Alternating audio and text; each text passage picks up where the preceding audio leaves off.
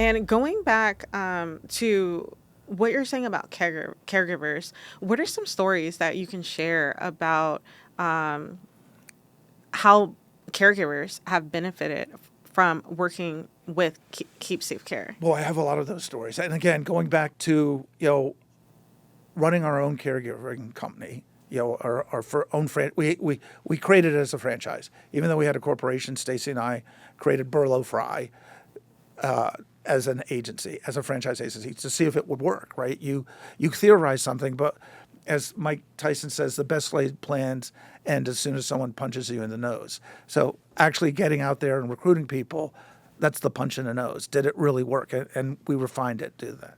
So again, the caregiver stories are. Here's one of them. We had an older caregiver. She'd been caregiving 25 years. She didn't have a CNA. Very good caregiver, and she came and she had a client downtown Austin.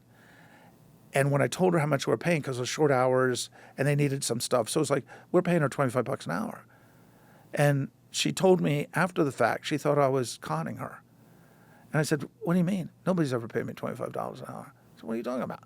And I explained to her that the job dictates the rate, not the other way around. And she was experienced one on. She did very well.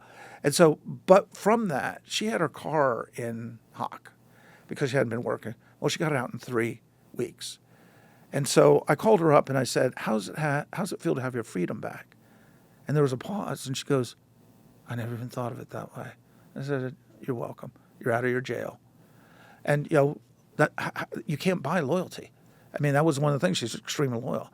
We've had another caregiver who actually has come back to us, Nancy. She was one of our first caregivers when I did this. She took care of this David down south in Buda. And she was so well thought of that when he passed away, may he rest in peace, his wife was wonderful, she was invited to the funeral. And she was always also written up in the obituary about my girl, because she was such a good caregiver. And when I told her our mission, she looked at me like, oh yeah, sure you are. We were a startup then, small and everything. But I kept my word. We tell our caregivers what we charge our clients. This is the transparency on the 2/3 rule, and we tell our clients what we pay our caregivers. So it's totally transparent.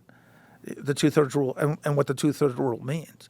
So she left, had to take care of her grandmother for a little while. She's come back and now working with our franchise in Austin. Will one day be an owner operator herself, which would be awesome. So those are two divergent stories, but it also goes to the fact that this is what we want to do. We want this unseen workforce of caregivers to be valued for what they do. They're kind of doing heaven's work. They should get compensated for it, or we're going to lose them.